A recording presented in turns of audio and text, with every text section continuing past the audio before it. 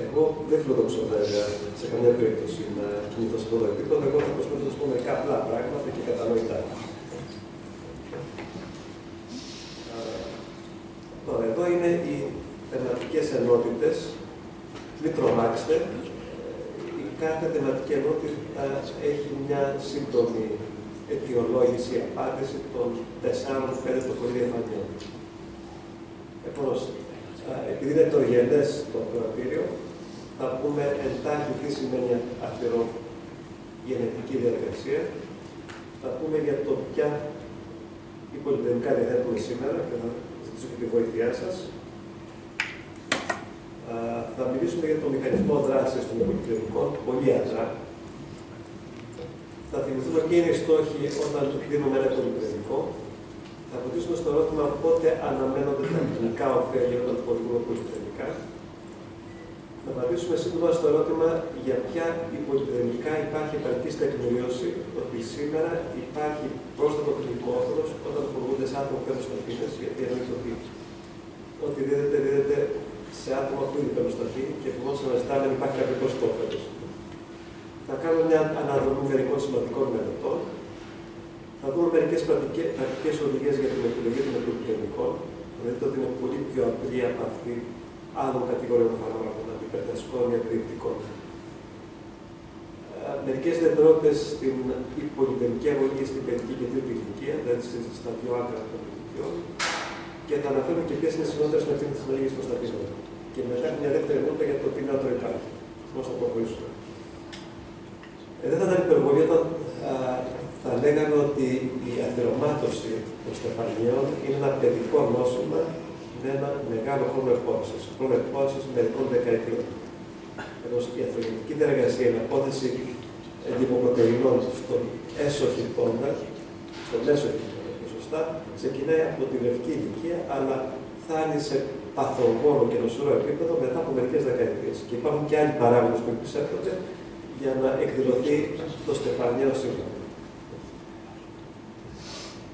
Για να τελειώσουμε λιγάκι, θα έλεγα ότι οι τρεις πρωταγωνιστές της λιπιδικής υπόθεσης, γιατί σήμερα λέμε ότι σε μεγάλο βαθμό η αθυρωμάτωση οφείλεται σε κάποια κακά λιπίδια. Δεν είναι οι μοναδικοί παράγοντες που δημιουργούνται την αθυρωμάτωση, αλλά κατά κύριο λόγο είναι τα κακά λιπίδια. Όμως οι τρεις πρωταγωνιστές σε αυτή την λιπιδική υπόθεση είναι κατά τη στοιχεία με το Western Spaghetti του Σέντζιο Λιόνο, ο καλοσκοπός και ο άσχημος. Η HDF είναι ο πιν δίσκου, ο καλός της υπόθεσης. Δηλαδή είναι το κλάσμα το οποίο όχι δεν προκαλεί αθυρωμάτωση, αλλά έχει και αντιαθυρωματική δράση. Είναι αυτό που θέλουμε να είναι αυξημένο πολύ, HDF. Αυτό που είναι ο κακός της υπόθεσης είναι η LDL cholesterol, το πιο αθυρογόνο κλάσμα. Και ερχόμαστε στα τριγλικερίδια, τα οποία τριγλικερίδια έχουν μια εντενή εμπλοκή στην πρόκληση της αθυρωμάτωσης. Υπάρχουν μελέτες που λένε ότι ναι, συνδέονται με την αθυρωμάτωση, αλλά αν τελικά γίνει διόρθωση σε πολλές άλλες παραμέτρους, φαίνεται ότι δεν αναξάρτητη στη σχέση. Όμως θα λέγαμε ότι το τριγλικερίδιο είναι ο άσχημος υπόθεση. Όμως θυμόμαστε ότι η πλέον αθυρογόνο λιπιδική μισθός είναι η LDL cholesterol. Η αντιπροστατευτική είναι η HDL, τα τριγλικερίδια είναι διαμέσου επικινδυνότητος ή και αμφιβόλου επικινδυνότητος. Για πέστε μου, ποια φάρμακα σήμερα διαθέτουμε για την κολυστερόλη, με επιτρέπετε για να είναι διαδραστικό, πρέπει να το ρίξετε. Ωραία, πέστε μου, ποιες κατηγορίες φαρμάκων έχουμε για να δώσουμε την κολυστερόλη. Αν δεν το απαντήσετε, θα ρωτάω εγώ, όπως κάνουμε τους φοιτητές. Πέστε μου. Δυνατά, οι στατίνες. Ποιο άλλο φάρμακο έχουμε για να δώσουμε την κολυστερόλη. Εζετιμίβη. Τι άλλο φάρμακο. Μερικά είναι και διαιτητικά συμπληρώματα, δεν είναι κατάλληλα φάρμακα. Θα λέγατε είναι περισσότερο για τα τριγλικερίδια, αλλά και αυτά τα έχουμε στην παρέτρα μας, για την τριγλικερίδια, θα πούμε μετά για την τριγλικερίδια. Είναι οι ρητίνες, οι ενταλλακτικές ρητίνες και είναι οι στερόλες που εδώ είναι κοινωνικά συμπληρώματα. Επομένως, αν θέλουμε να πούμε απλά τα φάρμακα που περισσότερο επηρεάζουν την κολυστερόλη, την κολυστερόλη είναι οι στατίνες, είναι τα πιο δυνατά φάρμακα που έχουμε για την ανάπτυξη της LDL cholesterol. Οι νεότερες στατίνες που πρέπει να δώσουν 55%. Δηλαδή το 200 το πάνε γύρω στο 90. Η ζετινίτη, και αυτό είναι ένα καλό υπολογιστικό, αλλά είναι μέτρια στα περίπτωση, που έχει και αυτό τη θέση του. Στο οποίο μια μέση ανάπτωση της εντερχολυστερόλης γύρω στο 17%. Οι ρητίνες είναι φάρμακα παλιάς γενιάς και ήταν τα πρώτα πολυξενικά που είχαν μαζί με την υπόξη. Το πρόβλημα είναι ότι υπάρχει μεγάλη δυσανεξία. Θα δώσει κάποιο το νοσηλευτικό σχήμα που πρέπει να το δώσει, δηλαδή να πάρει κάποιο 3 φακελάκια 3 φορές την ημέρα, δηλαδή 9 φακελάκια, 6 φακελάκια, θα κάνει τη σπηλιότητα και έτσι περισσότεροι ασθενείς από τη δικιά μου εμπειρία, την εμπειρία που έχω, δεν ανέχονται τη σωστή δοσολογία και παίρνουν υποθεραπευτικές δοσολογίες. Παίρνουν 1-2 φακελάκια και παίρνουν γύρω στο 5% την εντερχολυστερόλη. Όμως υπάρχουν και αυτά τα φάρμακα για ορισμένες περιπτώσεις.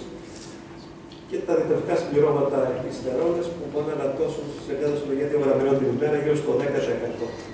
Σημειωτέρω ότι η δράση του 2-3-4 είναι αθροιστική αυτή στο στατίνο. Όταν κάποιο παίρνει στατίνη και υπάρχει κάτι από τα άλλα, αθρίζεται η ανάπτωση τη εντερχολυστερόλης. Τώρα για τα τριγλικερίδια, που είναι έτσι μια δύσκολη λιπιδική παράμετρος, γιατί συνήθως δεν υπάρχει κάποιο φάρμακο που να το είναι από μόνη της, γιατί τα φάρμακα που επηρεάζουν τα τριγλικερίδια επηρεάζουν και την HDL, γιατί υπάρχει μια αντίδρομη σχέση μεταξύ HDL και τριγλικεριδίων, αλλά θα λέγαμε ότι τα φάρμακα που περισσότερο επηρεάζουν τα τριγλικερίδια είναι, αν θα έπρεπε να κάνουμε μια ιεράρχηση, θα λέγαμε είναι οι φιμπράτες, μπορούν να δώσουν μέχρι 60% τα τριγλικερίδια, έχουν ήπια δράση στα υπόλοιπα λιπίδια. Τα ω3 μπορεί να φτάσουν μέχρι 40% ή και ορισμένα και 50% στα 4 γραμμάρια την ημέρα, όπως δηλαδή τα δείχνουμε εδώ σε φαρμακολογική δόση. 4 γραμμάρια. Όχι το 1 γραμμάριο που δίνουν για τη δευτερογενή πρώτη στεφανία νόσου. Είναι μεγάλη δοσολογία. Άρα, αν τα πάρει κάποιο στα 4 γραμμάρια, μπορεί να πέσει στο τριγλικέριδιο 40%. Όταν έχει κάποιο τριγλικέριδιο 2000, αν δώσει φιμπράτες και ο μέγανη παροξέ μπορεί να πετύχει μια ανάπτωση μέχρι και 80%. Και το νοικοτηνικό οξύ που δεν θα πω πολλά πράγματα, γιατί ο συνδυασμός του μεροπιπράτη που ήταν το έτος κόμψη έχει αποσυρθεί. Οπότε μια ασχοληθούμε με ένα φάρμακο το οποίο δεν υπάρχει. Δεν υπάρχει το νοικοτηνικό οξύ, αλλά είναι ειδική παραγγελία να το δει κάποιο. Στην Αθήνα και καθηγητά μέσα στο backup κάποιο να πάει να κάνει παραγγελία. Και επειδή εδώ έχουμε πολύ ηλιοφάνεια στην Ελλάδα, ενώ στο εξωτερικό σήμερα στην Αθήνα το έχουμε πολύ καλύτερα. Στην κοινή video που ήμουν τότε έκανα μόνο νοικοτηνικό οξύ. Και κανένα δεν παρακολουθεί για τίποτα, γιατί κάθε μέρα είναι μέσα στο σύστημα. Εδώ όμω λόγω τη ηλιοφάνεια κάνουν φλάσσουν πολύ πιο εύκολα και δεν το ανέχονται. Εγώ στο ξεχνάμε το νοικοτηνικό οξύ, για να μην μπερδευόμαστε στο πολλά φάρμακα. Ακριβώ για την γλυκερίδα που έχουμε στο μυαλό μα έχουμε φιμπράτες και ω3. Τώρα θέλω να αποσπάσω την αντιπάθειά σα, θα πρέπει να ακούσουμε για μηχανισμούς. Γι' αυτό και θα το βγάλω πάρα πολύ γρήγορα. Απλώς να θυμηθούμε ότι οι στατίνες δρούν στο αρχικά μεταβολικά μονοπάτια σύνθεσης χολυστερόλης. Δηλαδή το ακέτυλο ΚΟΑ και έρχεται εδώ και μπλοκάει το ένζυμο, το ρυθμιστικό ένζυμο που ξεκινάει τη σύνθεση αυτών των μεταβολικών. Δεν θα διαβάσω όπως σας προβάζω. Και μέσα από πολλά μεταβολικά μονοπάτια, βλέπετε με βαρονικό οξύ και διάφορα άλλα περίεργα ονόματα, θα έχουμε τη χολυστερόλη. Βλέπετε ότι οι στατίνες έχουν και διαμορφία σε σχέση με τα υπόλοιπα πολυτεχνικά, ότι κάνοντας πολύ αρχικά τη θέση της χολυστερόλης, αναστέλνουν την παραγωγή και πρόνανων ενδιάμεσων μεταβολητών. Πλειάδα άλλων μεταβολητών, που μερικοί εκ των οποίων εμπλέκονται σε διάφορες λειτουργίες και μπορεί η αναστολή τους σε ορισμένες περιπτώσεις να είναι ωφέλιμη. Και γι' αυτό μιλάμε και για πλειοτροπική δράση στατών. Δηλαδή, μερικές από τις επιπλέον δράσεις των στατινών που δεν φαίνεται να σχετίζονται άμεσα με τα χαμηλά επίπεδα της εντερχολυστερόλης, λέμε ότι ίσως αφήνεται στο γεγονός ότι δεν συνδέεται κάποιες από τις ενδιάμεσες ουσίες. Τώρα, οι ρητίνες έχουν ένα πιο αρχαίγωνο τρόπο δράσης. Εμποδίζουν τα πόρους των χολικών οξέων στο έντρο, δεν απορροφώνται, και αυτό είναι το μεγάλο πρόβλημα, πως δεν έχουν κάποια συστηματική ενεργητική ενέργεια. Οι ενεργητικές ενέργειες που κάνουν εντοπίζονται μέσα στον εντερικό όγκο, δηλαδή τη σπηλιότητα και τη σφαιρτικά αναπτύσσεων του οργανισμού. Εναντίον την απορρόφηση των χολικών οξέων και το σηκώτη για να στέσει χολικά οξέα να κάνει και χρησιμοποιεί χολυστερόλη, οπότε πρέπει να επίπεδα τη χολυστερόλη. Τώρα, οι φιμπράτες έχουν ένα περίεργο μηχανισμό που δεν έχει νόημα να τον αναλύσουμε. Είναι τα μοναδικά υπολοιπτικά που δούμε σε κάποιους πυρηνικούς υποδοχείς που παραλέγονται και αυτό έχει σαν αποτέλεσμα να επηρεάζει την έκφραση κάποιες λιπάσεις οδηγεί τελικά στην ελάττωση του τρικεριδίου. Μη σας κουράζω με μηχανισμούς. Απλώς να σας θυμίσω ότι οι φιπράτες είναι τα ισχυρότερα φάρμακα που έχουμε για την ελάττωση του τρικεριδίου.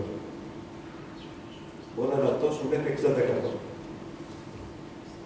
Το νοικοτηνικό οξύδι δεν θα ασχοληθώ γιατί και οι στερόλιστανόλες και αυτές δρούν στον εντερικό ακτό. Απλώς μοιάζουν πάρα πολύ με τη χολυστερόλη και μπερδεύουν, εμπλέκουν το σχηματισμό των μικύλιων αυτών των σχηματισμών που μέσα από τα μικύλια γίνεται η απορρόφηση μέσω ειδικών υποδοχών της χολυστερόλης. Οπότε, με μεγάλο τρόπο μπερδεύουν τις υποδοχές. Οι στερόλες δεν απορροφιώνται και έτσι αποσχολούν οι υποδοχές με το να μην κάνουν τίποτα. Βεβαίως, να δεν απορροφιέται πολύ χολυστερόλη. Είπαμε ότι η μέση ελάττωση της LDL είναι στο 8-10%. Όπως έχουμε μια ίδια ασθενή δράση, η οποία όμως είναι ωφέλιμη αν προσθεθεί στη δράση του υπάρχοντος των κλινικών. Τώρα, ποιοι είναι οι στόχοι της πολεμικής αγωγής. Η ερώτηση έχει ως εξής. Ποιος είναι ο στόχος της LDL, γιατί ο κύριος αντιπολόσμος είναι η LDL. Θέλω να στεφανιάσετε, δεν είναι κάτι που έχει περάσει έφευμα και ρωτάστε. Για να έχει το μέγιστο δυνατό όφελος, το λέει ότι είναι κάτω από 100 μιλιγράμμ, δεν είναι κάτω από 100 μιλιγράμμ να βγαίνει.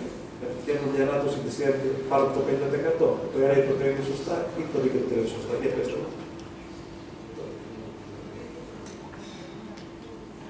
Δίκαιο το τρέχει. Συμφωνείτε όλοι.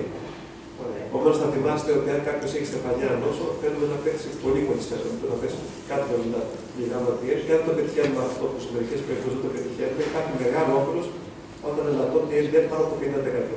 Και θα πούμε για πράγματα στη συνέχεια για να το καταλάβουμε. Όμως, όταν έχουμε κάποιον που έχει δυσλιπιδεμία και ενώ μας φέρει το επιδεμικό του προφίλ, που τι θα είναι, θα είναι χολυστερόλη, γλυκοκυρίδια, LDL και LDL χολυστερόλη.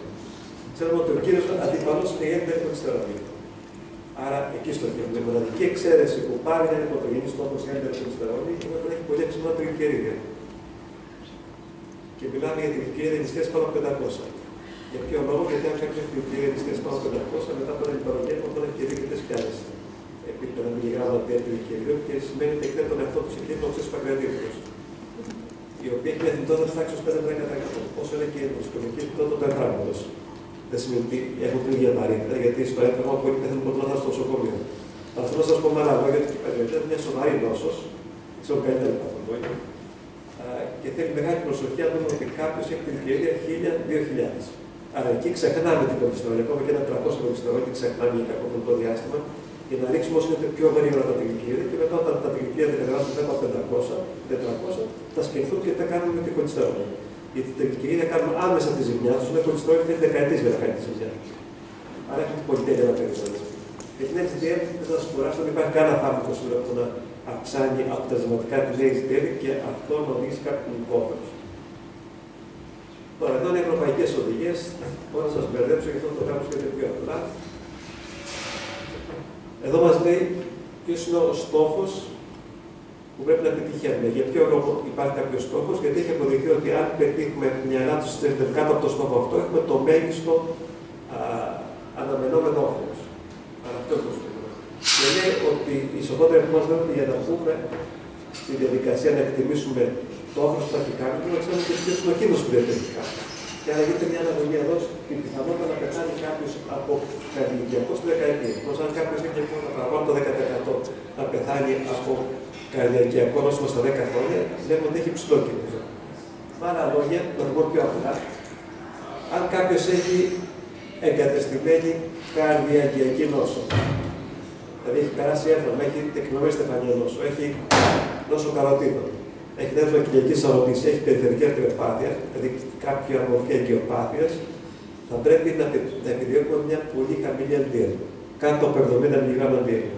Και όπως είπαμε και προηγούμενα, αν αυτό το πετυχαίνουμε, είμαστε ικανοποιημένοι αν πετύχουμε μια ελάττωση παραπάνω από 50% της αρχικής LDL.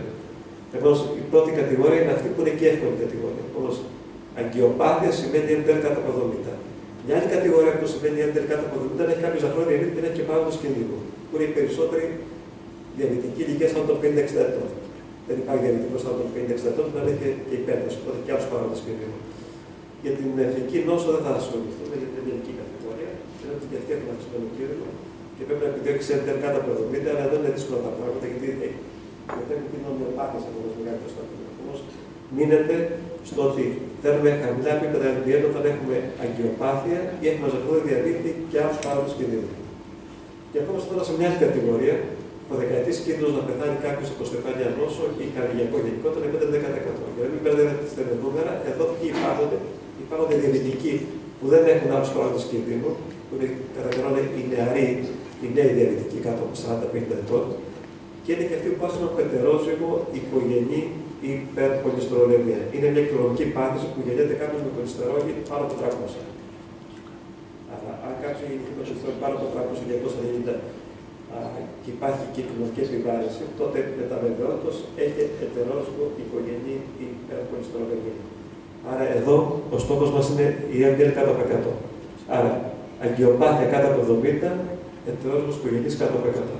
Και ερχόμαστε τώρα στη μεγάλη μάζα των ατόμων που βλέπουμε στα γιατρία μας, που είναι άτομα που δεν έχουν ούτε αγκιοπάθεια ούτε οικογενή κολυστερολεμία. Για αυτούς εδώ, ο κίνδυνος είναι κάτω του 5%, είναι κάτω του 5%, οι στόχοι είναι διαφορετικοί. Αν βγάλουμε ένα δεκαετή κίνδυνο, ένα 5%, τότε δημοτικά θα θυμάστε πρέπει να πάει η κολυστερόλη κάτω από 115, ένα 5-115, και αν είναι κάτω από 1%, αυτό θα κύριε γυναίκες ηλικίας κάτω από 50 ετών, περισσότερες είναι στην ίδια κατηγορία, αν δεν έχουν διαβήτη βέβαια, και στη παλιά νόσο, ο στόχος είναι κάτω από 160. Τώρα, πώς βρίσκουμε αυτά τα σκορ? Αυτά τα σκορ για να τα βρούμε όμως και να φαίνεται μηχανιστικό και απρόσωπο, θα πρέπει να έχεις το θάρρος σε αυτό που σας συμβουλεύετε και δεν έχει ζαχαρόδι διαβήτη, δεν έχει αγκιοπάθεια και σε σταματήσει στο διάδρομο και σου πει έκανα εξετάσεις χολυστερίνης της ακτές και από αυτό έφερα. Το χολυστερίνη είναι 260, η LDL τόσο, η LDL τόσο. Να πάρω πάνω, η ειλικρινής απάντηση είναι δεν ξέρω. Θα πρέπει να συμβουλευτώ τους πίνακες και να δω πόσο κίνδυνο διατρέχεις να πάθεις έφερα, να σου πω να ξετοκόμω να πάρεις πάνω. Και να δείτε ένα παράδειγμα. Πώς, για αυτούς εδώ δεν χρειαζόμαστε πίνακες. Για αυτούς εδώ που είναι οι περισσότεροι που μας συμβουλεύονται, ειδικά για τους παθολόγους και τους καρδιολόγους, πρέπει να χρησιμοποιήσουμε κάποιους πίνακες. Αυτοί οι πίνακες είναι το ελληνικό σκορ. Δεν είναι μαγικοί πίνακες που λένε όλη την αλήθεια, αλλά λένε όμως σε μεγαλύτερο βαθμό την αλήθεια από ότι εμείς μπορούμε με το μάτι διηγημένο θερμό να εκτιμήσουμε το δεκαετή κίνδυνο. Μπορούμε βάσει αυτού του πίνακα και ξέροντας τον ασθενή, αν είναι καπνιστής, το φύλλο του φυσικά, την ηλικία του, τα επίπεδα κολυστερόλης και τις ιατρική πίεση που έχει, να πάμε στο κουτάκι που αντιστοιχεί, δηλαδή αν είναι άντρας μη καπνιστής, έχει μια πίεση 120 ανάλογα με το πόσο είναι κολυστερόλη πηγαίνουμε εδώ, το προβάλλουμε σε ένα παράδειγμα που το ποιοτικά συνέχεια. Οπότε βρίσκουμε ένα νούμερο που λέει 5-2-3%. Σας θυμίζω ότι για αυτούς που δεν έχουν εγκαταστηθεί στα χαμηλά, όσο έχει σημασία το νούμερο μεταξύ 1 και 5, γιατί το στόχο είναι κάτω από 15, αν είναι κάτω του 1, είναι κάτω από 160. Κοιτάξτε τώρα αυτό το παράδειγμα. Έχω μια γυναίκα 40 και ετών. Έχει μια κολυστερόλη αυξημένη 250, τριλικέριδη 170, οριακά της επιπέρα και μια επιπέρα καλή.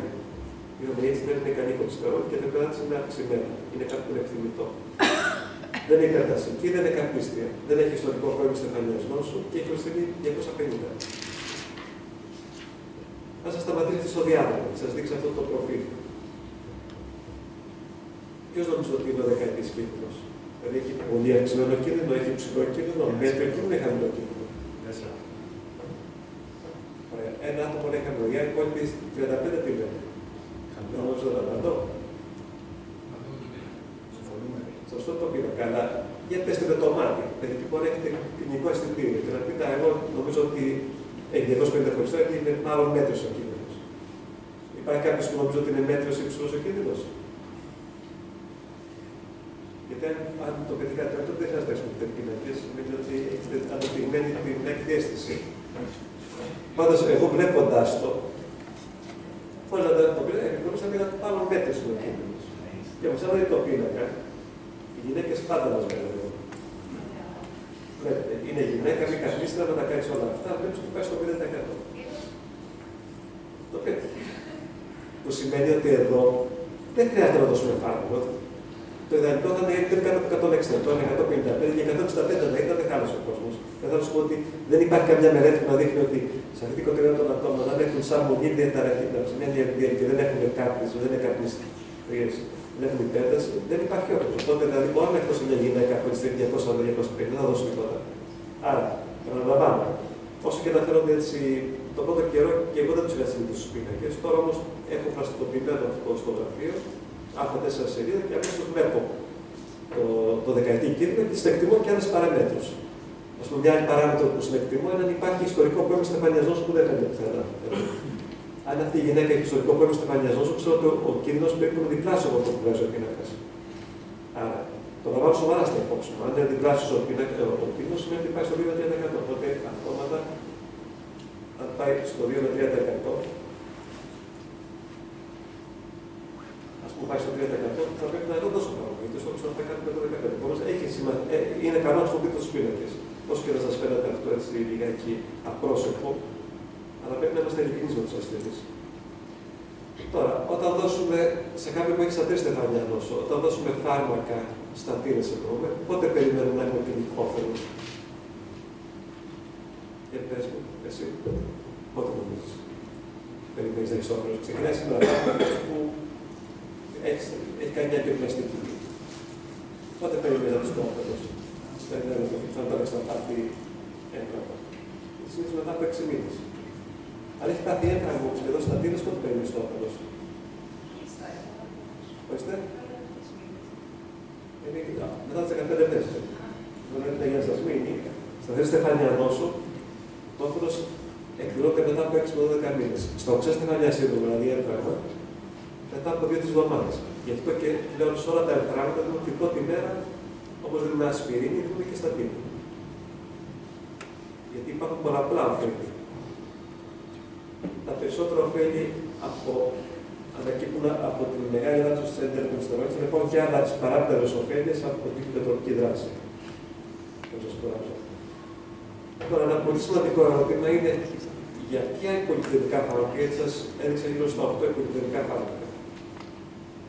Υπάρχει επαρκής τεκμηρίωση ότι κάποιος που παίρνει στατίνη και παίρνει και κάποια από τα άλλα φάρμακα υπάρχει πλέον όφελος. Γιατί το τυπίδι είναι πράγματι στα 8 στεφανιά σύνδρομα. Μας δηλαδή είναι το μόνο υπολοιπτικό που όταν συγχορηγήθηκε μαζί με στατίνες έδειξε ότι οδηγεί σε ένα επιπλέον όφελος. Όλα τα άλλα, για τα περισσότερα άλλα δεν υπάρχουν μελέτες, γιατί είναι ασύμφωνο τώρα να πάρει κάποιος 25.000 ασθενούς για 5 χρόνια και να δίνει κοεστράν και μαζί και στατίνη, δηλαδή δεν υπάρχει όφελος. Τα παλιά φάρμακα δεν έκαναν καμία μελέτη. Οι φιμπράτες που έκαναν απέτυχαν, που δεν είναι και φάρμακα στοχευμένα για την κολυστερόλη, αλλά δίνουν στην αφιογόνο της λιπιδεμίας, δηλαδή και καμία HDL. Όπως βλέπετε, για τις λιπίδες που εστάβουν και κολυστερολάμ δεν υπάρχει τεκμηρίωση. Για τις φιμπράτες, 2 μελέτες, Φίλιπ και Άμπορτ, δεν σας κουράζουν τα κρονίδια, δεν ήταν σαφές όφελος. Το νοικοτηνικό οξύ, όσες μελέτες έγιναν σε ασθενείς που έπαιρναν στατίνη και προστατεύουν το νοικοτηνικό οξύ, δεν είχε κανένα όφελος και μάλιστα μια από τις τελευταίες δεκόπτει προηγητική προσέγγιση της ενέργειας. Για το μέχρι παρόξια δεν υπάρχει καμία μελέτη. Εζαντιμίτη υπάρχει το ξέστημα σύνδρομα. Για τις στερεόμενες σταλόμες δεν υπάρχει τίποτα. Όλα αυτά, το μόνο που φαίνεται να βοηθάει για κάποιον που παίρνει τη στατίνη όταν το συγχωρήσουμε είναι εζαντιμίτη. Θέλω να υπάρχει για τα άλλα κάποιο μικρό όφελος, αλλά όμως τεκμηριωμένα και αποδεικμένα υπάρχει μόνο για την εζαντιμίτη. Για ποιο λόγο? Γιατί το θέμα είναι ότι οι στατίνες είναι σαν να τις παρομοιάζουμε με μια ατομική βόμβα. Όταν ρίξει ατομική βόμβα, καταστρέψει τα πάντα και μετά ρίξει μια σημαντική βόμβα να δει αν θα κάνει κάτι επιπλέον. Τα υπόλοιπα φάρμακα έχουν όφελος, αλλά όμως σε σχέση με το όφελος που προκύπτει από την πτώση των σταθμών είναι πολύ ποδίεστερο. Γι' αυτό και δεν είναι επαρκές τόσο να κάνει τις μελέτες. Γιατί το έχει πάρει το μεγάλο όφελος, η σταθμή το έχει ριωθεί, οπότε η επιπλέον ωφέλεια που υπάρχει από το άλλο φάρμακο είναι πολύ μικρή για να δώσει στατιστικές με τη διαφάνεια στο περιβάλλον. Όμως δεν πρέπει να είμαστε απόλυτοι, ίσως και τα άλλα να βοηθάνε, αλλά δεν βοηθάνε σε επίπεδο που να πούμε ότι τεκμηριωμένα υπάρχουν δεδομένα. Τώρα, 2-3 πράγματα για μερικές μελέτες. Οι στατίνες έχουν πλειάδα μελετών. Όλα αυτά τα ακρονίμια που βλέπετε είναι τυχιοποιημένες μελέτες, όπου οι στατίνες δόθηκαν μετά από 15-20 χρόνια πρώτη μελέτη Forest και Voskops σε άτομα που δεν είχαν στεφάνια νόσος, έναν διπονικού φαρμάκου και έδειξε πανηγυρικά ότι η στατίνη ελαττώνει σημαντικά την υποτροπή των καρδιακιακών συμβαμάτων σε αυτούς που έχουν κατεστημένη στεφάνια νόσου, ή ανατών την εμφάνιση καρδιακικών συμβαμάτων σε αυτούς που δεν έχουν κατεστημένη καρδιακή νόσο και έχουν αυξημένο δεκαετή κίνδυνο. Δεν θα σας κουράσω. Εννοείται ότι το όφελος είναι μεγαλύτερο όταν ο κίνδυνος του δεκαετής είναι μεγαλύτερος. Όμως είναι λογικό να περιμένουμε περισσότερο όφελος από αυτό που έχει περάσει έμφραμα σε σχέση με μια γυναίκα που έχει μια κολυστερόλη 300 και δεν έχει περάσει έμφραμα. Δηλαδή και οι δύο μόνο έχουν ανοίξει να πάρουν φάρμακο, αλλά το όφελος που περιμένουμε μεγαλύτερο σε αυτό που έχει μεγάλο κίνδυνο να πάθει έμφραμα. Και αυτή είναι μια πάρα πολύ σημαντική μελέτη. Εδώ έχει κάνει σούμα όλων των μεγάλων μελετών και τι έδειξε. Έδειξε ότι αν κατά μέσο όρο εναντώνται η LDL γύρω στα 37 μιλιγράμμα DL, είναι το 1 μιλιμό, ένα λίτρο. Ας το πούμε 40 μιλιγράμμα DL. Δηλαδή, αν κάποιος έχει 180 DL, πάει στο 140. Τότε το μέσο όφελος που έχουμε όσον αφορά την ελάττωση των καρδιακικών συμβαμάτων είναι στο 20-25%. Ελάττωση κατά μέσο όρο 40 μιλιγράμμ σημαίνει όφελος τάξης 20-25%. Θυμάστε αυτό και έχει μεγάλη σημασία για την επόμενη διαφάνεια. Που σημαίνει ότι αν είσαι κάποιος που έχει 300 κολυστερόλη, ας το πούμε LDL κολυστερόλη, για να μην γνωστά, ας πούμε έχει 250 LDL κολυστερόλη και του δώσω εγώ μια στατίνη που έχει 40% την LDL, σημαίνει ότι από 200 θα ελαττωθεί κατά 80 μιλιγράμμ. 40% στα 200 σημαίνει 80 μιλιγράμμ. Τα 80 μιλιγράμμ είναι 2 φορές τα 40 μιλιγράμμ. Είπαμε τα 40 μιλιγράμμ ελάττωση που προκαλεί ένα όφελος 20%. Άρα τα 40 μιλιγράμμ, τα 80 μιλιγράμμ που θα πέσουν έχουν ένα όφελος 40%. Σας βλέπω τελείως, το ξαναλέω. Έχει κάτι να το δούμε εδώ. Αν το καταλάβετε αυτό, θα καταλάβετε και αρκετά άλλα πράγματα. Ας πούμε ότι έχουμε εδώ αυτό. Έχουμε κάποιον που έρχεται στο γιατρό και έχει μια LDL 160. Εντάξει. Του δίνω εγώ μια στατίνη που ελαττώνει την LDL κολυστερόλη 25%. Μια μέτρια στα προσδοτικό στατίνη. 25% στο 160 σημαίνει ότι πέφτει η LDL 40 mg. Τι είπαμε, ότι η απόλυτη ελάττωση LDL κατά 40 mg οδήγησε ένα όφελος της τάξης 20% στον πρώτη ελάττωση του σχετικού κίνδυνου. Άρα, πήγαιντα 40 mg την LDL, σημαίνει ότι ελαττώνται κατά 20% τα στεφανία συμβάματα. Αυτό είναι δεδομένο. Είναι από αυτή τη μετανάλυση. Όταν δώσω όμως το ίδιο φάρμακο σε κάποιον που έχει μια αρχική κολυστερόλη LDL 90, η ελάττωση τάξης 25% σημαίνει ότι πάει το 90 στο 70. Άρα η απόλυτη ελάττωση LDL είναι 20 mg. Άρα ενώ δίνω το ίδιο φάρμακο και έχουμε την ίδια ποσοστία ελάττωση, επειδή το όφελος είναι αναλογικό της απόλυτης ελάττωσης LDL, ενώ ότι αυτός εδώ θα έχει πολύ μικρότερο όφελος. Γι' αυτό και αυτοί που ωφελούνται περισσότερο είναι αυτοί που έχουν μεγάλο δεκαετή κίνδυνο ή αυτοί που έχουν πολύ αυξημένο επίπεδο κολυστερόλης αρχικά. Τι σημαίνει, επομένως, καταλαβαίνετε ότι είναι δύσκολο αν κάποιος έχει πάρει στατίνη και η LDL από 160 έχει πάει στο 120-110, αν δώσει κάποιο άλλο φάρμακο που ελαττώνει 10% ή 15% την LDL, είναι δύσκολο να δώσει κλινικό όφελος. Όλο αυτό για να καταλάβετε την improved την μελέτη. Με άλλα λόγια, όσο πιο αυξημένη είναι η κολυστερόλη που έχει κάποιος, τόσο πιο πολύ σε απόλυτες μονάδες ανά τον LDL και άρα τόσο μεγαλύτερο το όφελος. Όσο πιο χαμηλή είναι η κολυστερόλη που έχει κάποιος, παρόλο που η ποσοστιαία ελάττωση θα είναι η ίδια για το ίδιο φάρμακο δίνεις, η απόλυτη μεταβολή είναι μικρότερη, άρα το όφελος είναι και πολύ μικρότερο.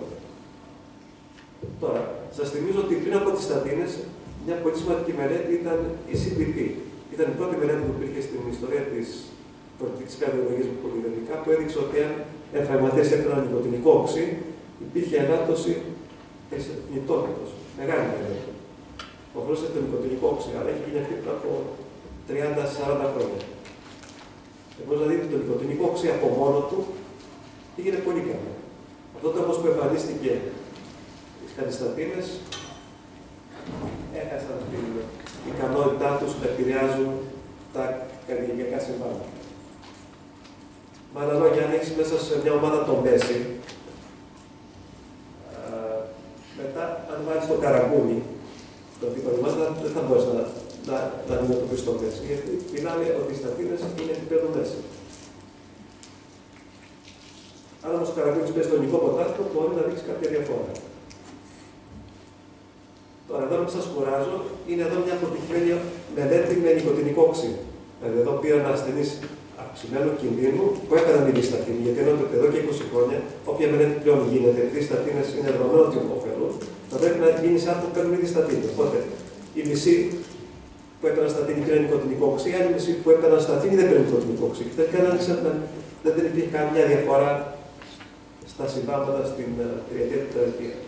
Και έχουν γίνει δύο τέτοιες προσωπικές μελέτες με νοικοτηνικό οξύ, οπότε στην ουσία έχει χαθεί από την παρέλαση μας. Και ερχόμαστε σε αυτή εδώ μια πολύ σημαντική μελέτη, την Improving. Θα σας πω δύο λόγια γιατί αξίζει τον κόπο. Αυτή η μελέτη έλαβε γύρω στα 20.000 άτομα μέσα, στην οξύ στεφανία στην δηλαδή, άτομα που είχαν περάσει έντονα. Και μάλιστα ξεκίνησαν την αγωγή σύντομα. Εντονοσοκομιακά οι περισσότεροι. Αυτοί είχαν μια κακή κολυστερίνη γύρω στο κάτω από 125. Και αυτοί οι μισοί πήραν συμβαστατίνη, που είναι μια καλή στατίνη, 40 mg, είναι το Ζοκόρο, για όσους θυμάστε διασκευάσματα, η Δεπού. Οι μισοί πήραν μόνο συμβαστατίνη 40 mg και άλλοι μισοί πήραν συμβαστατίνη και ζετιμίδη. Όλοι έπαιρναν συμβαστατίνη, αλλά οι μισοί πήραν και ζετιμίδη. Και τελικά τι έδειξε, είπαμε ότι η ζετιμίδη ρίχνει την έντονη κολυστερίνη στο 18%. Βλέπουμε ότι αυτοί που έπαιρναν μόνο συμβαστατίνη, η LDL μετά από 5 χρόνια κατά μέσο όρο κινείται γύρω στα 69 mg. Δηλαδή πολύ καλά. Θέλουμε να είναι κάτω από 70. Ενώ κατά μέσο όρο οι περισσότεροι είχαν πετύχει. Αυτοί που πήραν και ζετιμίδη είχαν ακόμα χαμηλότερη τιμή, γύρω στο 53-54 mg. Αν σκεφτείτε ότι αναλογικά το όφελος που περιμένουμε είναι μικρότερο, γιατί ξεκινάμε από χαμηλά επίπεδα εκκίνησης, εδώ είχαμε μια ελάττωση σχετικού κίνδυνου στα 6% που είναι αυτή που περιμένουμε. Επομένως, για πρώτη φορά υπάρχει μια μελέτη που δείχνει ότι αν δίνω εζετιμίδη, που είναι ένα φάρμακο που δώσει τον εταιρικό άγωγο και ελαττώνει την απορρόφηση της έντονης κολυστερόλης, και δίνουμε στο πολύ δυνατό φάρμακο που είναι η στατίνη, οδηγεί σε ένα διπλό κλινικό όφελος. Αυτό πρέπει να σας πει. Και για πρώτη φορά σε κανονικές οδηγίες, δεν ξέρω πώς είστε καρδιολόγοι, φαίνεται πλέον στις οδηγίες ότι εδώ είναι οδηγίες που αφορά την αντιμετώπιση ασθενών οξύ στεφανία σύνδρομα και λέει ότι σε ασθενείς με LDL πάνω από 70 mg LDL, παρά το γεγονός ότι παίρνουν τη μέγιστη ανοιχτή δόση στατίνης, τότε θα σκεφτούμε το δεχόμενο να χορηγήσουμε μια μη στατίνη και στο ασταράκι αυτό εδώ την εζετιμίδη. Ενώ μέχρι τώρα δεν υπήρχε οδηγίες, ήταν 2β που έλεγε ότι μάλλον δεν το δίνεις. Όμως η εζετιμίδη φαίνεται να παίρνει μια θέση στην πολιτική αγωγή για αυτούς που δεν μπορούν να πετύχουν τους στόχους και δεν μπορούν να δώσουν ακόμα περισσότερο την έντονη κολυστερόλη. Τώρα, μερικές πρακτικές οδηγίες χορήγησης πολυδρομικών. Είπαμε ότι οι 9 στους 10 που παίρνουν κάποιο φάρμακο για τα λιπίδια τους παίρνουν στατίνη. Αυτό είναι από εδώ. 95% των ασθενών που στραγωγραφείται κάποιο πολυδρομικό, αυτό είναι στατίνη. Δηλαδή, οι σχεδόν όλοι παίρνουν στατίνη και μερικοί από αυτούς παίρνουν και κάτι άλλο. Αλλά όλοι παίρνουν σχεδόν στατίνη. Είναι φάρμακα που έχουν καλή ανοχή, δηλαδή θα δούμε μετά για τις ευθύνητες ενέργειες. Έχουν την ισχυρότερη δράση όσον αφορά την ελάττωση της έντονης κολυστερόλης και το πιο σημαντικό από όλα, υπάρχει επαρκής τεκμηρίωση ότι αν το παίρνει κάποιος σταθερά και όχι όταν το θυμάται, υπάρχει κλινικό όφελος. Και όσο μεγαλύτερο συμπληρωματικός κίνδυνος να πάθει έφραγμα, όσο πιο υψηλά τα επίπεδα αρχικά που έχει, τόσο μεγαλύτερο και το όφελος που έχει κάποιος. Εδώ είναι οι στατίνες που υπάρχουν στην αγορά. Υπάρχουν 7 στατίνες. Η νεότερη είναι η πιταβαστατίνη. Οι πιο ισχυρές είναι η ροσβαστατίνη και η ετροβαστατίνη. Οι πιο ισχυρές. Όλες έχουν θέση. Δεν σημαίνει ότι αποκλείουν τις άλλες. Δηλαδή, αν κάποιος έχει μια ήπια δυσλιπιδεμία, μπορεί να πάρει μια από τις πιο ασθενείς. Αν έχει όμως καραπινάτη και δύσκολη υπεροχθονεμία, θα πρέπει να πάρει κάποια από τις νεότερες στατίνες. Και αυτό είναι χρήσιμο το ξέρετε. Τα 5 mg ροσβαστατίνης, δεν το ευχαριστώ, άλλωστε δεν υπάρχει άλλο σκεύασμα, ελαττώνουν κατά μέσο όρο την έντονη κολυστερόλη στο 40%. Την ίδια ελάττωση πετυχαίνει διπλάσια δόση ατροβαστατίνης, 10 mg. Ή 20 mg συμβαστατίνης, αλλά αν έχω κάποιον που παίρνει κρέας των 5 mg, μπορώ να του δώσω 20 mg συμβαστατίνης, θα έχω το ίδιο αποτέλεσμα. Τα 40 mg προβαστατίνης και λοβαστατίνης, αυτές έχουν την ίδια αποτελεσματικότητα. 80 mg προβαστατίνης, αυτή είναι η ασθενέστερη στατίνη που υπάρχει. Και 2 mg πιταβαστατίνης. Ενώ η πιταβαστατίνη που είναι μια νέα στατίνη είναι ενδιαμέσου αποτελεσματικότητα. Δεν είναι ούτε πολύ δυνατή ούτε πολύ αδύνατη. Άρα αυτό που συγκρατούμε είναι ότι οι πιο ισχυρές είναι τρομοστατίνη, ροσφαστατίνη. Πώς αν έχω κάποιον ασθενή που έχει μια στεφανία που έχει μια LDL 150, που σημαίνει ότι κατεβάσω έως το 70, αλλά πέσει 50%, θα δώσω μια από τις δυνατές στατίνες. Αν όμως η αρχική LDL είναι έως το 100 και άρα το 70 μιλιγράμμ το πετυχαίνω με μια ανάπτυξη του 30%, μπορώ να δώσω και τις υπόλοιπες στατίνες. Και κάτι άλλο πρέπει να ξέρετε είναι ότι αν διπλασιάσω τη δόση μιας στατίνης, δηλαδή πες ότι δίνω εγώ 10 μιλιγράμμ κρεστό σε κάποιον. Αν τα κάνω 20 μιλιγράμμ, δεν θα έχω επιπλέον εδάτωση άλλο 40%. Η πλέον εδάτωση είναι το 6%. Άρα η μεγαλύτερη ελάττωση της LDL την έχουμε την αρχή εδώ στη στατίνη. Δεν σημαίνει ότι πρέπει να πει ότι είναι τόσο στατίνη, αλλά μπορώ να προβλέψω πόσο επιπλέον θα πέσει όταν θα πει ότι είναι στατίνη. Είναι μόνο 6%. Λοιπόν, πρακτικά, όταν έχω κάποιον που έχει μια μέτρη υποκριστολεμία και θέλω να δώσω την LDL βάσει του στόχου γύρω στο 30 με 40%, μπορώ να δώσω οποιοδήποτε στατίνη. Αυτό παίζουμε από το φυσιολογικό σχήμα. Γιατί είδατε τα 40% ελάχιστα δεν έχει οποιοδήποτε στατίνη. Αν όμως έχω μια δύσκολη υπερκριστολεμία και πρέπει να δώσω πάνω από 50%, στεφανιός ασθενής ή διαβητικός και υπερτασικός φάλα που έχει μια LDL 150-160. Τότε είναι μονόδρομος να επιλέξω μια από τις δυνατές στατίνες, το ροσφαστατίνη 40 mg και το ροσφαστατίνη 80 και 40 mg. Βλέπετε, η ισχυρότερη όρο είναι η ροσφαστατίνη, αλλά αυτό έχει μια LDL κατά 4 στο 55%, και αυτό στα 80 και στο 50%. Αν τώρα δεν πετύχω τον στόχο, δικαίωμα να προσθέσω ζετιμίνη. Άρα έχω αθρηστική ελάττωση 55-18% ή 50-18% του ζετιμίνη.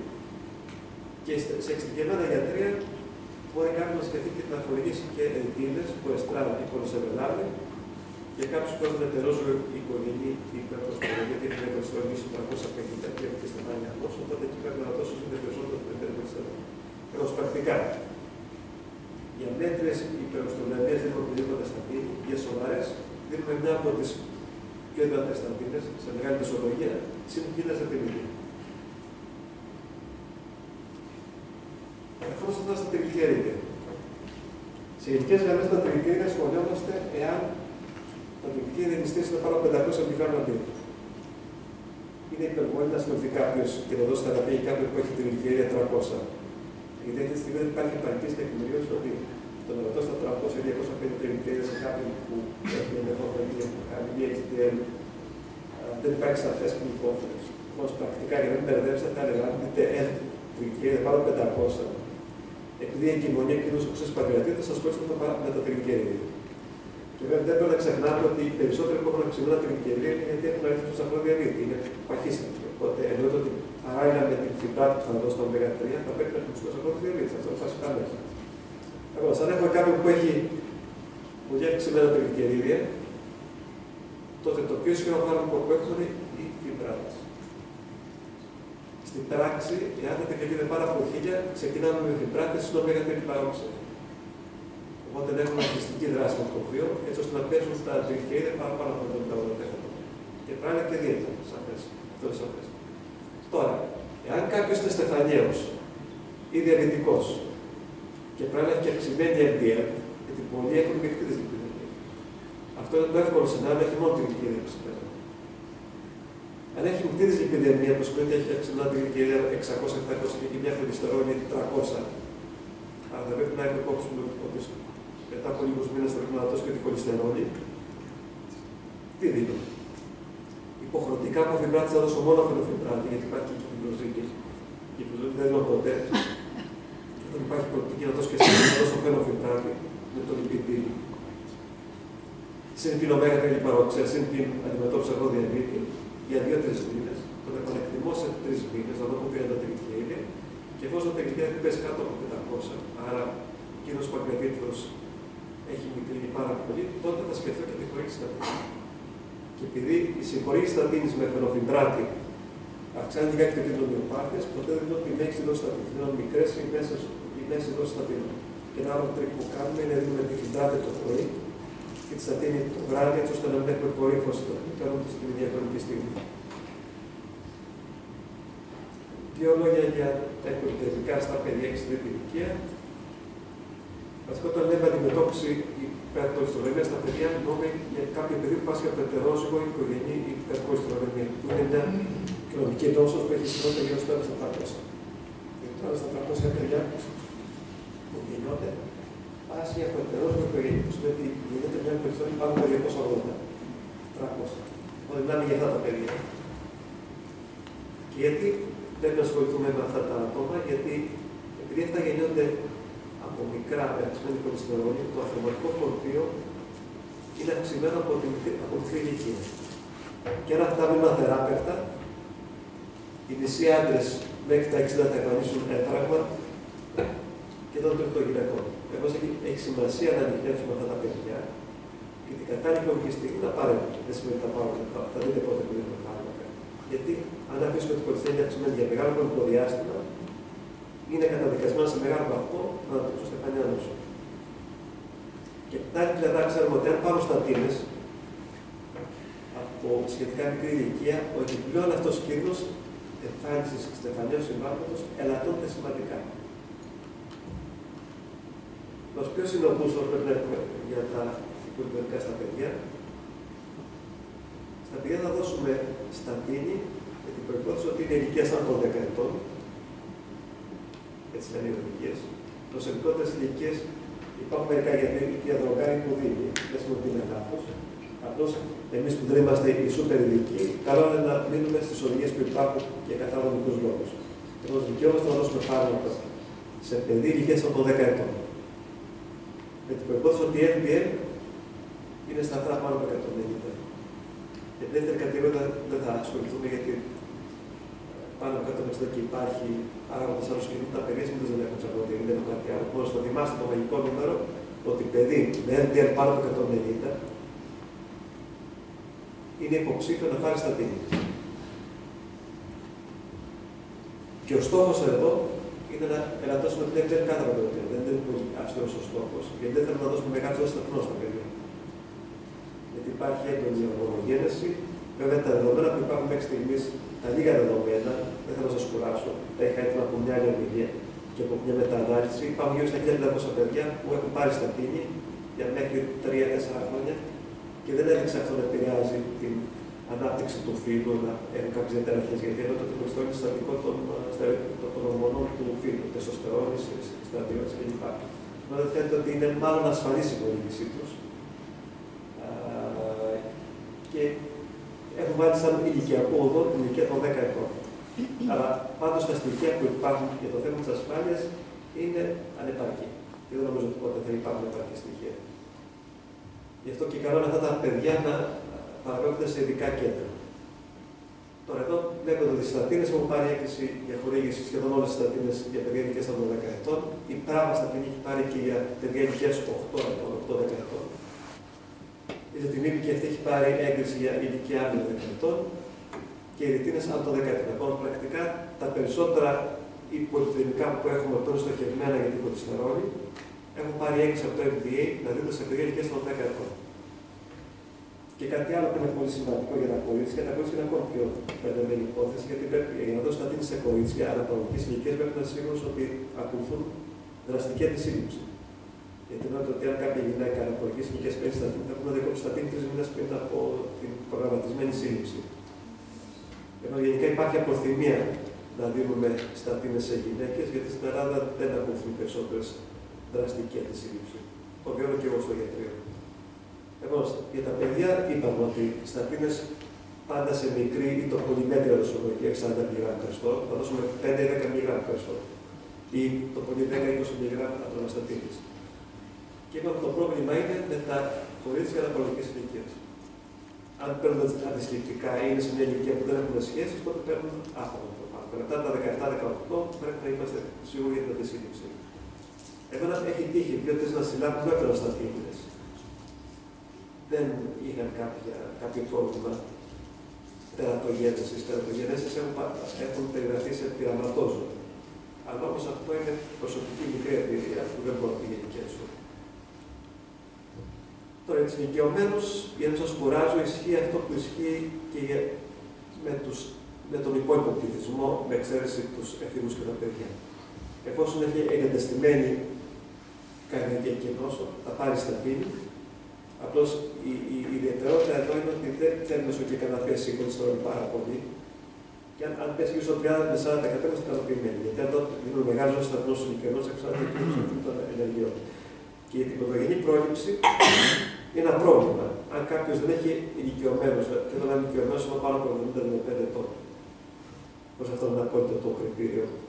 Δεν έχει περάσει ένα πράγμα, δεν έχει οικιακό κεφαλικό επεισόδιο, δεν έχει περιπερική αρτηροπάθεια, δεν έχει νευρική αναπτύσσει, δεν υπάρχει επαρκή τεκμηρίωση ότι υπάρχει καρδιόφωτος.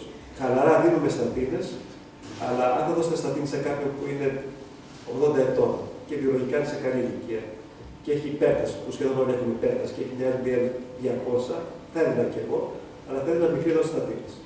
Δεν θέλω να πει το στόχο κάτω από 70-100%, θα πούμε να Ελλάδα ότι δεν μπαίνει στο 30%. Και τώρα, σχετικά με τις αρχές ρεύσης των στατινών. Ποια είναι η συχνότερη ευθύνη ενέργεια των στατινών, τα σαντασεμία ή μυοπάθεια. Εδώ συμμετέχετε όλοι και θα δείτε 50% των παιδιών ακόμα και δεν το ξέρετε. Δεν δύο οι απαντήσεις.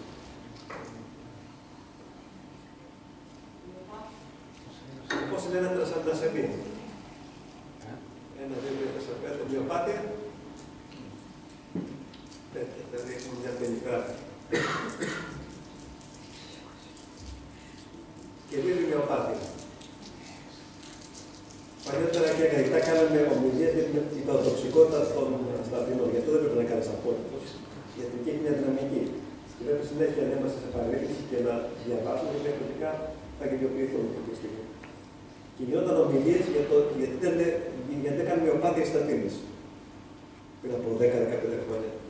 Γιατί απλούστατα σε όλες τις μεγάλες μελέτες που έβαλαν 5-10.000 άτομα μέσα, θεωρούσαν σαν μυοπάθεια την αύξηση της εκεί πάνω από 10 στο πρώτο σχολείο. Σχεδόν δεν κάνει κανένα, ελάχιστα κάνουν πάνω από 10 Και δεν είχε σκεφτεί κάποιον να καταγράφουν και τις μυαλικές.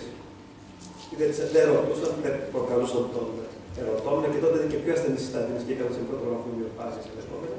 Οπότε έλεγαν ότι η ραδομιόλυση εμφανίζεται ένας στους 5.000 τα 5 χρόνια, οπότε να είναι 100.000 ανά έτη.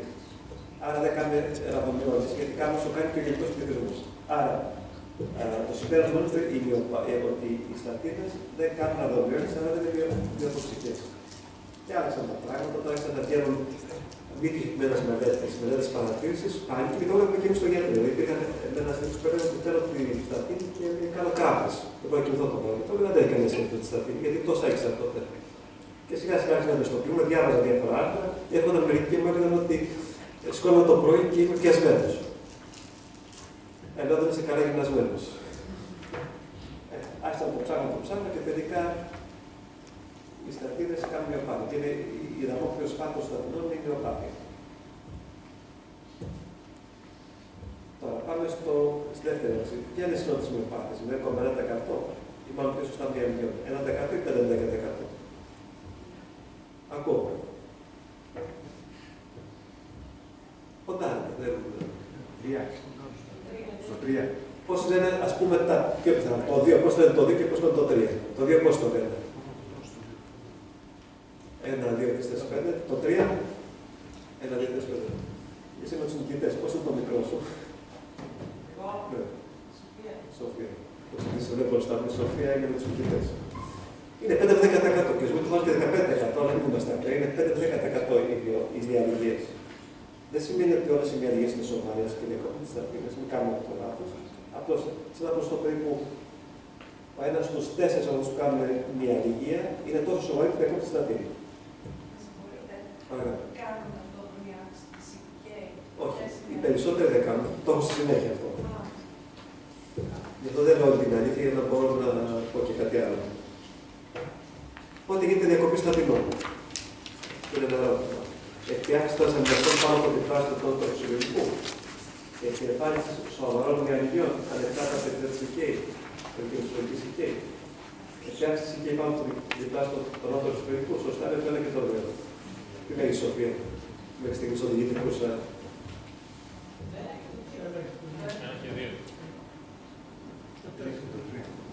σωστά. Παρόλο που δεν μίλησε η Σοφία και δεν. Άρα, θα θυμάστε το μαγικό νούμερο τρανσεμνασεμία πάνω από το διπλάσιο, που είναι σπάνιο. Αλλά θα το θυμάστε, γιατί το λάθος που γίνεται είναι ότι κάνει κάποιες εξετάσεις στο μικροβικό εργαστήριο, δείχνει σε κάποια γειτόνισσα και λέει: Άξεκαν τα αμινάσεις, εγώ ξέρω ότι πρέπει να κόψω το πάνω. Και οι περισσότεροι το διακόπτουν ανέχεια. Πρέπει να είναι η άξη του αθηνοσού πάνω από 100. Γιατί το ανώτερο συλλογικό είναι γύρω στα 30-40, είναι πάνω από 100, 110, 120. Θα έλεγα στρογγυλά πάνω από 100 να σκεφτεί το ενδεχόμενο διακοπή. Γιατί έτσι δεν είναι δίκαιο. Και μάλιστα τελευταίες αμερικάνικες οδηγίες λένε ότι δεν είναι καθόλου υποτοξικές οι στατίνες, γι' αυτό και δεν συνιστούν τον προσδιορισμό των αμινασών στην παρακολούθηση των ασθενών. Δηλαδή, οι Αμερικάνοι αυτό είναι οδηγίες. Έδωσε στη στατίνη, χρειάζεται να κάνεις από πριν τις αμινάσεις, αλλά αυτή που το δίνεις και όλος δεν σου λέει, δεν παρουσιάζει ίσπερο, ποτέ δεν κάνει ίσπερο, δεν χρειάζεται να κάνεις τις αμινάσεις. Και ίσως να έχουν και δίκιο, γιατί περισσότερο μπέρδεμα έχει ο προσδιορισμός των ασθενών. Γιατί κάποιος έχει μια κορική σε δηλαδή υπόδειξη της τροϊκότητας και όλο θα έχει τσιμπημένες τα αμινάσεις, οι οποίες έχουν διακύμανση, το 40 θα είναι 80 σε κάποια μέτρηση και το 40 θα είναι 80. Εγώ πάντως η άποψή μου, ταπεινή μου άποψη είναι ότι το μόνο που φέρνει τον ασθενή στην επανεκτίμηση στο τρίμηνο είναι τα αμινάσεις και όχι χολυστερόλη. Οπότε εγώ τους λέω, ελάτε στο τρίμηνο να πάρω πώς πάει η χολυστερόλη και τις αμινάσεις και έχουμε μόνο την προσταφυλική και μετά σε εξαμηνία βάση χολυστερόλη, γλυκέρες, LMDM και προσταφυλική για να δούμε πώς θα πάτε. Και το πιθανότερο είναι να έρθει γιατί φοβάται ότι θα κατασταθεί το σκότ. Δεν το εξηγήσω, δεν έχει πρωτοξική δράση, αλλά αυτό που θα το φέρει σε πολλούς ασθενείς είναι ο φόβος πως έχει ανευθύνει την ενέργεια. Οπότε, καλό να κρατάμε την προσταφυλική για να έχουμε καλύτερη συμμόρφωση. Τώρα, όπως βλέπετε, η μυοπάθεια έχει ποσοστό 5-10%. Οι στατίνες σαφέστα έχουν διεκτοβόρο δράση. Αν δίνουμε στατίνη σε σταθερή βάση σε κάποιον, ξέρουμε ότι αυξάνει ο κίνδυνος εμφάνισης της αρχών διαβήτη κατά 10%. Και αυτό το 10% αφορά περισσότερο αυτούς που έχουν προδιάτηση για το αρχοδιαβήτη. Δεν έχουμε την εκεί και έχουμε μεταβολικό σύνδρομο. Δηλαδή, με άλλα λόγια, φαίνεται ότι η χωρίς ακτινών επιταχύνει την έλευση του αρχών διαβήτη που θα εμφανιζόταν σε κάποιον. Σε καμιά περίπτωση όμως δεν πέρασε το λάθος μήνυμα. Ξέρουμε ότι έχει μια ίδια διεκτοβόρο. Σε καμιά περίπτωση η εμφάνιση σε κάποιον περιστατή της αρχών διαβήτη είναι από το λόγο διακοπής στατινών. Ενώ το όφελος που έχει από τη συνέχιση των στατινών είναι πολλαπλάσιο από την ενδεχόμενη διακοπή, γιατί ενώ το προστατεύεται από τα καρδιακές σε πολύ μεγάλο βαθμό. Άρα, ναι, δεν έχουμε ίδια διεκτοβόρο δράση, αλλά σε καμία περίπτωση δεν διακόπτουμε αν κάποιος παρουσιάζει μια παθολογική ανοχή σε κάποια της αρχάς. Σε καμία περίπτωση. Και βλέπετε, ασυμπτωματική αύξηση των αμινασών έχουμε στο ποσοστό γύρω στο 1-2%. Και ανεξάρτητα αυτή η ενέργεια που είναι σπάνια είναι δοσοξαρτώμενη. Γι' αυτό και στα ηλικιωμένα άτομα δεν θέλουμε να δούμε μεγάλο ζώστατινό. Είπαμε, διακόπτουμε τις αρτίνες αν ξεπερνάει το διπλάσιο του ανώτερου συλλογικού. Είναι πιο συναστρέψιμη, άρα ακόμα και αν πάνε τις αμινάσεις σε 150 και πούμε ότι φτάνει έχει στατίνες, να διακόψουμε τις στατίνες μετά από 2 εβδομάδες. Ίσως και νωρίτερα επανέρχονται στο συλλογικό. Και ερχόμαστε τώρα στη μυοπάθεια. Πώς μπορεί να εκδηλωθεί για κάποιο περιστατικό? Σαν μυϊκάλγη, συν αδυναμία, έχω άτομα που αναφέρουν μόνο αδυναμία. Το γιατρείο είναι εξειδικευμένο, δεν σημαίνει ότι είναι πολύ ακτή, αλλά επειδή παραπέμπονται πολλοί που έχουν τις αξίες στα πίνη, ένα μικρό ποσοστό από αυτούς έχει μόνο αδυναμία. Δεν μπορούν να πάρουν τα πόδια τους και δεν υπάρχουν και στα πίνη. Κράμπες, αυτό που έγραψα εδώ, κράμπες, όταν κάποιος αναφέρει πολλές κράμπες, μπορεί να σκέφτεσαι μόνο αυτή και σταθή. Μπορεί να φέρει και άλλα πράγματα. Και το συνηθέστερο σενάριο είναι ότι έχεις αυτά τα πράγματα με φυσιολογικά επίπεδα σικαίη. Άρα εδώ υπάρχει η παγίδα της εργοστικής πλάνης. Γιατί περισσότερο λέμε κάποιος απονάει, έχει μυαλγίες, θέλουμε τη σικαίη, φυσιολογική σικαίη, δεν φτιάξει σταθή. Οι περισσότερες μυαλγίες που έχουμε εξορισμού είναι μυαλγίες με φυσιολογική σικαίη. Αν έχει αυξημένη σικαίη που είναι ένα μικρό ποσοστό του συνόλου αυτών που κάνουν μυοπάθεια, τότε μιλάμε για μυοσύνη. Αλλά αυτή είναι πολύ λιγότερη. Μπορεί να έχουμε και το σενάριο που κάποιος πονάει στους μυς και έχει αυξημένη σικαίη και συνήθως είναι παραπάνω από 5πλάσιο, 6πλάσιο. Αν είναι πολύ αυξημένη σικαίη, τότε μιλάμε για αναδομείο. Εδώ μιλάμε για σικαίη πάνω από 50.000. Εδώ πάσχει, αλλά είναι εξαιρετικά σπάνιο. Και συνήθως το βλέπουμε σαν από τους νοσηρότερους. Δηλαδή, κάποιος που έχει πια ανεπάρκεια, παίρνει και φιμπροζίνη, που θα πάρει και αυτονοπή και με στατίνη, έκανε κάποιο επίρατο και έκανε αναδομιότηση. Τώρα, πώς εμφανίζονται τα μυκάνια. Γιατί τώρα έχουν φτάσει στο άλλο, αν έρχονται οι ασθενείς, διαβάζουν το προσπέκτους και λένε όλα τα αρνητικά που έχουν και όσους πόντους αφορούν στη στατίνη. Τώρα, μερικά χαρακτηριστικά των μυαλιγιών από στατίνη είναι ότι συνήθως αφορά τα άκρα. Ποιος είναι τα κάτω άκρα και έχει κεντρομυϊκή εντόπιση, δηλαδή το μυρό. Είναι συμμετρική εντόπιση συνήθως. Και είναι πιο έντονα τις πρωινές ώρες. Δηλαδή θυμίζουν την κακουχία που έχει κάποιος που έχει τρέξει μαραθώνιο και έχει πιαστεί, έχει πέτρει στο βαράκι της αμμαζιάς και έχει καινούριο τις μέρες, ή κάποιος αγένος που έχει σκάψει τον τύπο και νιώθει το πρωί πιασμένος. Κάπως έτσι είναι. Και μην ξεχνάτε την αδυναμία, δεν είναι πολύ συχνή, αλλά αν έχετε κάποιον που κάνει έντονη μυϊκή αδυναμία και δεν μπορείτε να το δώσετε σε κάποιο άλλο και παίρνει στατίνη, μπορείτε να σταματήσετε στατίνη για 2 εβδομάδες γιατί δεν θα είναι πιο ώρα. Συνήθως αυτή είναι την τελεία εμφανίζεται μέσα στον πρώτο μήνα, σπάνια μου μάλλον και πιο αργά. Και οι περισσότερες μυαλιγίες είναι καλά ανοιχτές. Αλλά αν η μυαλιγία είναι τέτοια και επηρεάζει την ποιότητα ζωής, είναι ένα νέο άτομο δραστήριο, τότε θα αναγκαστεί να δώσει στατίνη. Παράγοντες που αυξάνουν το κίνδυνο μυοπάθειας είναι η συγχωρήση με γλυκοζίνη, κονοπίτ, γλυκοτρινικό δεν υπάρχει, αναστολή του κυκλοφόρματος P454 που είναι πολλά πράγματα. Πρακτικά, αν κάποιος σας πει στο τηλέφωνο ότι παίρνει και κάποιο μακρολίδι γιατί έχει κάποια ενήμου στον αγωνιστικού, το πιο απλό που έχετε να το πείτε είναι ότι δεν θέλουμε να πούμε τη στατίνη για ψηλοπύρημα, είναι να ανατώσει το μισό του στη στατίνη. Και στο διάστημα που έχει την αντιβίωση, εάν δεν είναι στεφανιός ασθενής, που δεν αγωνόμαστε πάρα πολύ, μπορεί να τη σταματήσει για την περίοδο που είναι αντιβίωση. Αν είναι στεφανιός ασθενής, να την παίρνει παραμέρα. Από μια από τις νεότερες στατίνες. Γιατί έχουμε μακρόφωνο μισελούς και μόνο το δεις παρημέρα. Αν είναι ρωσοστατίνη και ακρονοστατίνη, μπορεί να παίρνει τη στατίνη που έχει παρημέρα. Και να αυτό ο κύριος Μεοπάθειας. Αυτό το είπαμε και προηγούμενο, ότι πρωτού δώσουμε στατίνες πρέπει πάντα να γίνεται έλεγχος των ασθενών.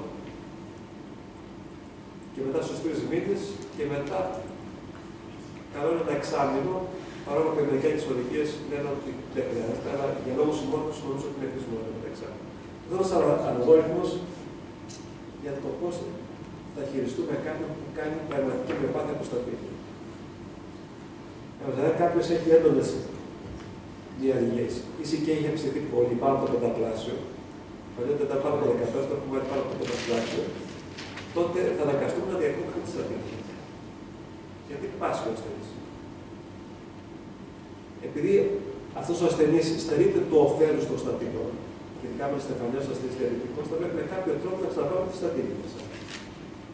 Αρχικά θα περιμένουμε 1 μήνα για να εκθεθεί τελείως αυτή η μυοπάθεια. Συνήθως και νωρίτερα, στις 2 εβδομάδες ο ασθενής θα είναι πολύ καλύτερα, αλλά ας βάλουμε το όριο του 1 μήνα. Στο μήνα πάνω τον επανεκτιμάς. Καλό να ξανακάνεις και ένα έλεγχο της ΣΥΚΕ και ένα έλεγχο του θεωρητικού TSH, γιατί ο λαμδάνο υποθεωρητισμός εναντώνει τον οδηγό εμφάνισης μυοπάθειας προστατής. Τι μπορούμε να κάνουμε? Στην προσπάθεια μας επανέταξης, επαναχορήγησης στατίνης. Είναι να δώσουμε ροσβαστατίνη σε λιπίδοσολογία και διαλυπώντος. Το ίδιο ισχύει και για ροσβαστατίνη, υπάρχουν κάποια δεδομένα.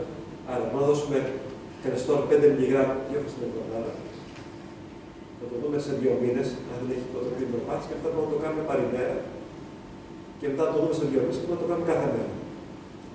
Επειδή η ροσβαστατίνη έχει μακρόφωνο μισή ζωή, είναι δόκιμη η παρημέρα χορήγηση. Δηλαδή, είναι το ροσβαστατίνη. Δεν είναι δόκιμη για συμβαστατίνη, το ροσβαστατίνη και τα ροσβαστατίνη. Γιατί έφτασε σε μικρόφωνο μισή ζωή. Και υπάρχει και η απόψη ότι μπορεί και την μέρα δεν παίρνει την συμβαστατίνη, να έχει κάνει rebound. Μπορεί υπάρχει να στείλετε περισσότερο χολυστρόλιο, οπότε κάνει μια τρύπα στο νερό. Άρα αυτό δεν μπορούμε να το κάνουμε με τις άλλες στατίνες, αλλά με ροσβαστατίνη και το τοξικό να το κάνουμε. Άρα, ένα τρίκ είναι να δώσουμε τη μικρότερη δυνατή δόση ροσβαστατίνης παρημέρα 2 φορές την εβδομάδα. Βλέποντας και κάνοντας. Εναλλακτικά μπορούμε να δώσουμε φλουβαστατίνη. Η φλουβαστατίνη είναι η ασθενέστερη στατίνη που έχουμε και δεν το είναι λιγότερο με τοξική. Υπάρχει το ρεσπόν Excel των 80. Δεν υπάρχει άλλο σχήμα. Οπότε βλέπετε το 80 έχει περίπου την ίδια επιτροπή που έχει το 50. Αλλά όμως μπορείτε να το έχετε εναλλακτικά.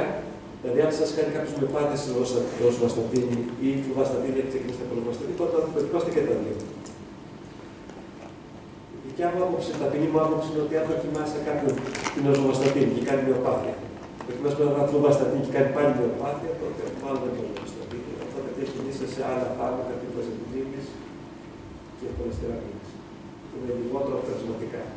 Αλλά από το να αφήσει τελείως αθεράπευτο, δείξει όλα τα πράγματα. Όμως συμπερασματικά, θα έλεγα ότι οι στατίνες είναι η μεγαλύτερη ανακάλυψη στον χώρο της πολιτικής καρδιολογίας τα τελευταία 25 χρόνια. Όλοι οι στεφανιαστές πρέπει να παίρνουν στατίνη. Ο στόχος είναι κάτω από 70 mg ή ελάττως πάνω από 5%. Κάτι άλλο πρέπει να σας μείνει ότι στην πρωτογενή πρόληψη, δηλαδή όταν έχουμε κάποιον που είναι και περισσότερο από αυτούς που βλέπουμε, δεν έχουν ζαχαροδιαβήτη, δεν έχουμε τερόσβο υπογενή, δεν έχουμε καρδιακό νόσημα, θα πρέπει να έχουμε το θάρρος να δούμε ποιος είναι ο δεκαετής κίνδυνος και βάσει δεκαετή κίνδυνο να πούμε ότι αξίζει το κόμμα να πάρει στατίνη να μην πάρει. Σας θυμίζω ότι η κύρια ευθύνη λέγεται των στατινών δεν είναι σε μια διαργίες και η διακοπή των στατινών θα πρέπει να γίνει αν οι διαργίες είναι έντονες και με φυσιολογικά κατασυκαίει, δεν λαμβάνω υπόψη από κατασυκαίει, ή αν έχει και ασυμπτωματικός πολύ αξιόλογα κατασυκαίει. Έτσι είναι οι διαργίες. Ενώ σε αυτές τις δύο περιπτώσεις και μόνο δεν υπόψη τη στατίνη. Εδώ και η καθηγητά τελειώνει ποντοσχήνωση και μένει μετά από ένα 20 και τώρα το κλινικά. Να ρωτήσω κάτι για να